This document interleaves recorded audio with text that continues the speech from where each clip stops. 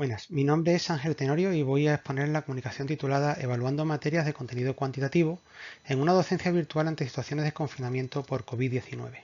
Trabajo realizado conjuntamente con mis compañeras de departamento y asignaturas Ana María Martín Caraballo y Eulalia Romero Palacios.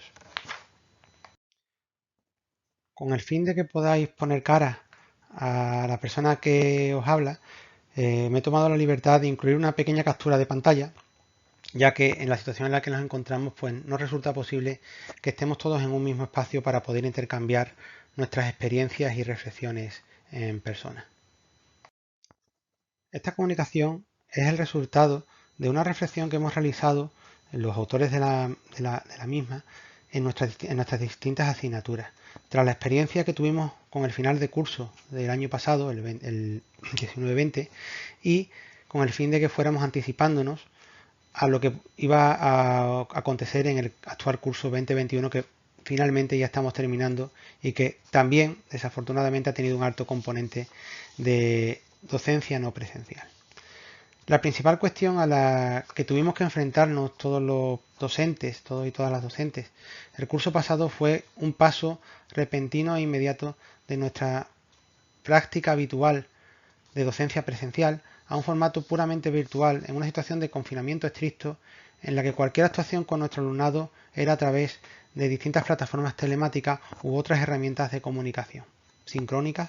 o asincrónicas. Esto hizo que tuviéramos que replantearnos profundamente la forma en que impartíamos las asignaturas, las sesiones que quedaban por explicar e incluso reorganizar las estructuras de las mismas y las herramientas que íbamos a utilizar para impartirlas. En lo que nos atañe en relación a la evaluación de competencias matemáticas, que es lo que correspondía a nuestras asignaturas, se complica un poco más porque la ausencia de interacción presencial conllevaba buscar mecanismos que permitieran transmitir y comunicar con nuestro alumnado la asimilación de esas competencias, poder organizar un pensamiento formal, hacer una organización del procedimiento que se está resolviendo, comprobar si las hipótesis están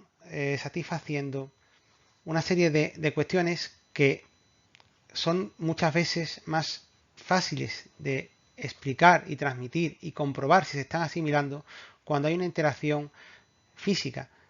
presencial en el mismo espacio con el estudiante.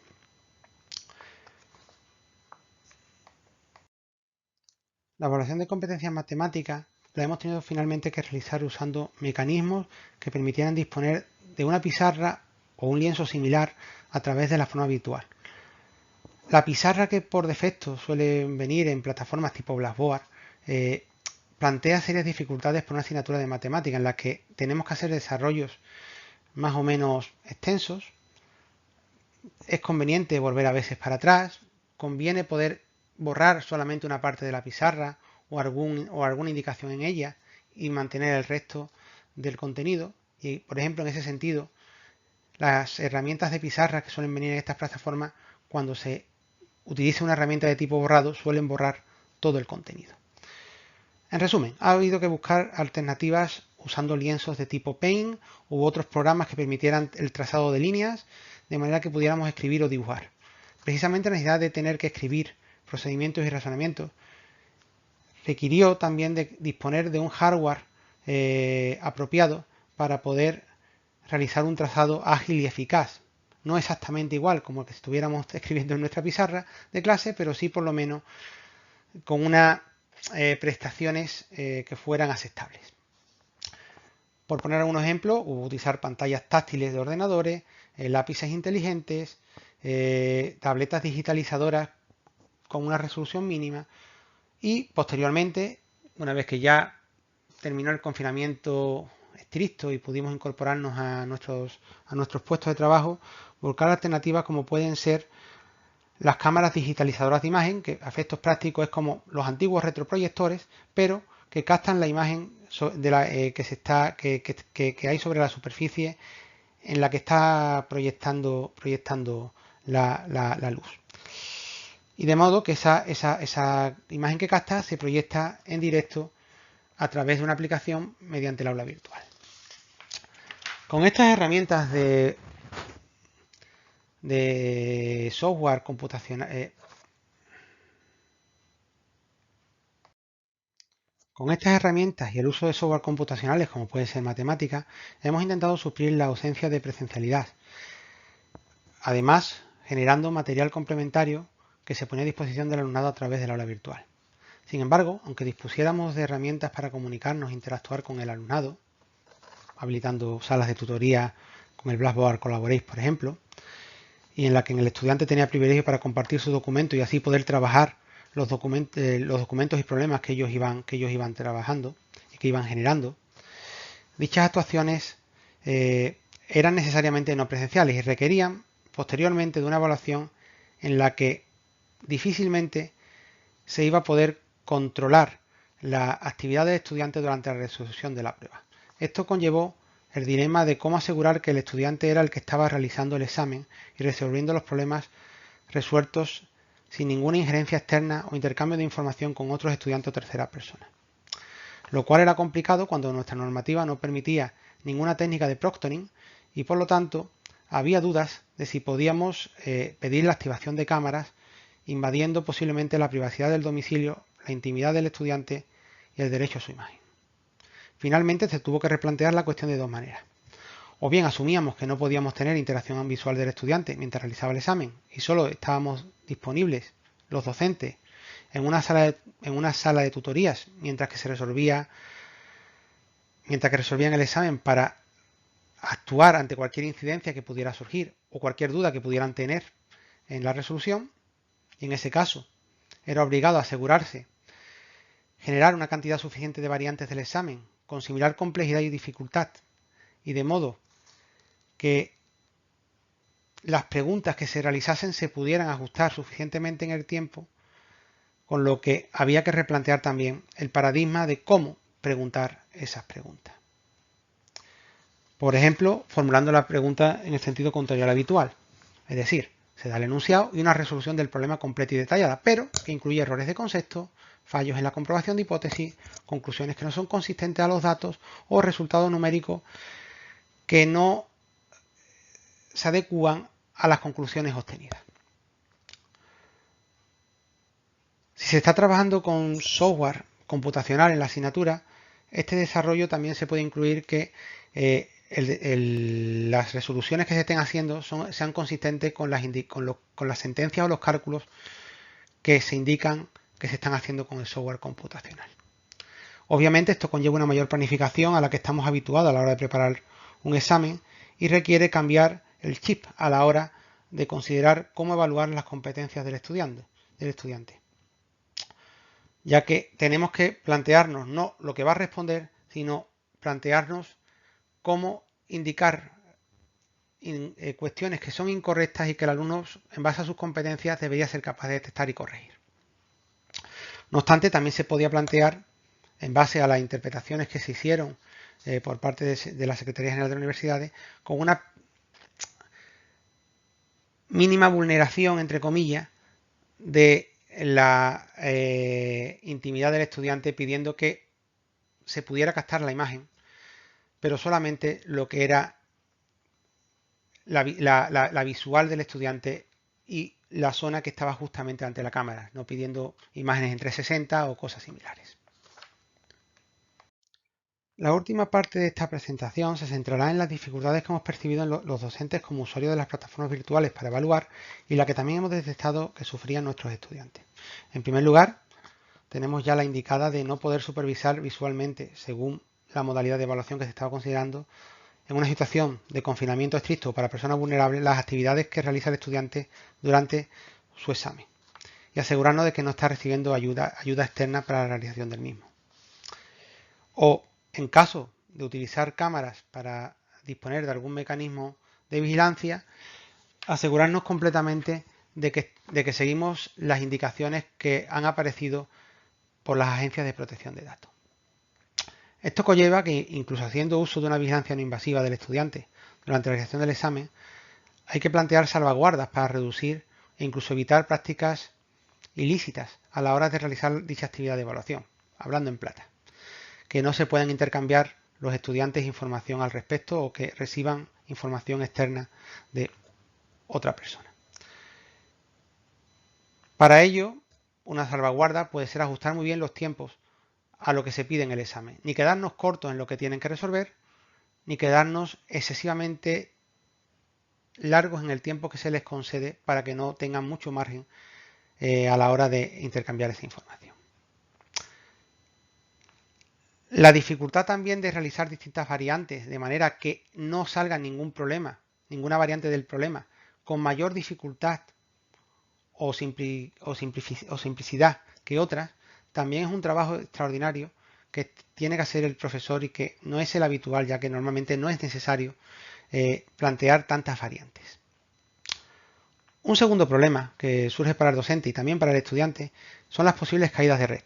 Puede ser por un pico en el acceso o por un problema de tráfico. Esas caídas, y con los protocolos que suelen tener las aulas virtuales, conlleva que, aunque sean de poca duración, el sistema puede considerar que el estudiante se ha desconectado de la red y que la prueba de evaluación, por lo tanto, ha concluido y finalice la evaluación del estudiante, con la consecuente pérdida de lo que estaba realizando, ya que solamente se envía aquello que estaba guardado en ese momento.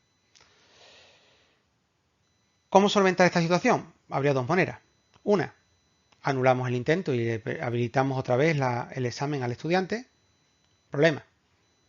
Aparecerá una nueva variedad de preguntas y lo que había hecho antes se habría perdido definitivamente. Dos, recuperamos manualmente lo entregado por el estudiante y se le remite por otra vía, por ejemplo, el correo institucional. Obviamente, las dos situaciones generan una situación de estrés para el estudiante. Y en el caso de la recuperación manual, para intentar evitar que se pierda la información, también para el docente si ocurren varias incidencias de este tipo a la vez por una caída generalizada. Debe tenerse en cuenta también cuando vamos a realizar exámenes presenciales, como ya hemos podido hacer en el curso 2021, las circunstancias logísticas. No solamente no podemos emplear los espacios a la máxima capacidad, sino que además, como tenemos esa reducción en la capacidad de los espacios, hay que utilizar un mayor número de aulas, estamos obligados a disponer de mayores recursos de efectivos de los docentes. O bien estamos más docentes vigilando un mismo examen, o bien hay que crear turnos, con lo que conlleva un mayor aumento en el número de variantes de la prueba. En el caso del estudiante, o desde la perspectiva del estudiante, también tenemos que plantear una situación. Por ejemplo, si estamos utilizando una prueba en la que hay que utilizar un software específico, como puede ser en matemática, en el caso de la UPO, dicho software ya no está físicamente en el ordenador, ni en el campus, ni el alumno se lo puede instalar en su PC personal, sino que está en una nube a través de una aplicación denominada MyApps, en la que se guardan también los archivos. Con lo cual el estudiante, para poder hacer la entrega, debería descargar el archivo de la nube, comprobar que ese archivo se ha descargado correctamente y remitirlo. El problema muchas veces es que el estudiante o no es capaz de descargar el archivo de la nube o lo descarga incorrectamente, con lo cual envía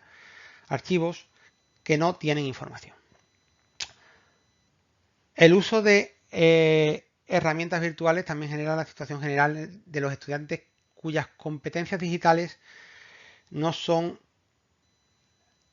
las suficientes en ocasiones para poder afrontar la situación que hemos tenido durante el confinamiento más estricto sin una preparación previa como ocurrió. Por otro lado, en el caso de la docencia virtual o en el que la presencialidad ha sido residual, como ha ocurrido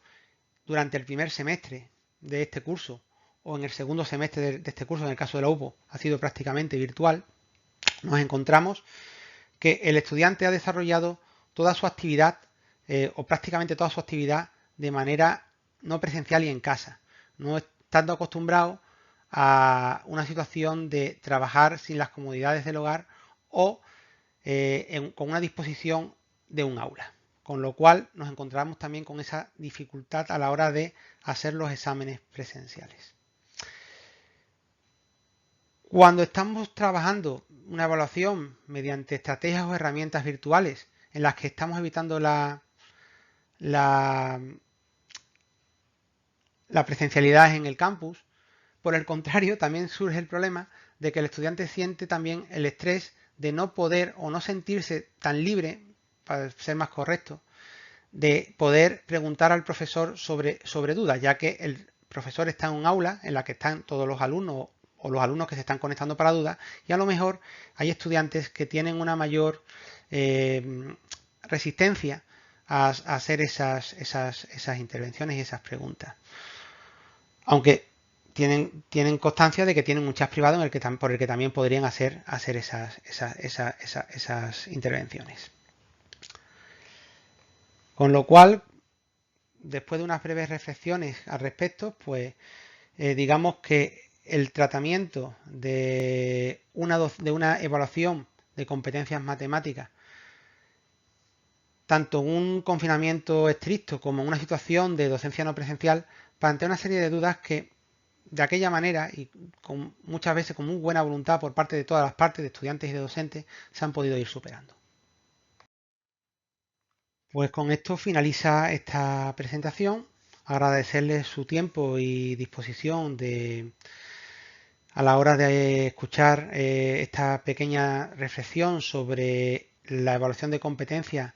en la situación de pandemia que hemos estado viviendo y que seguimos viviendo actualmente, y quedar a su disposición para cualquier pregunta, duda, consulta o sugerencia que tengan a bien hacernos. Muchas gracias a todos por su atención y buenas tardes.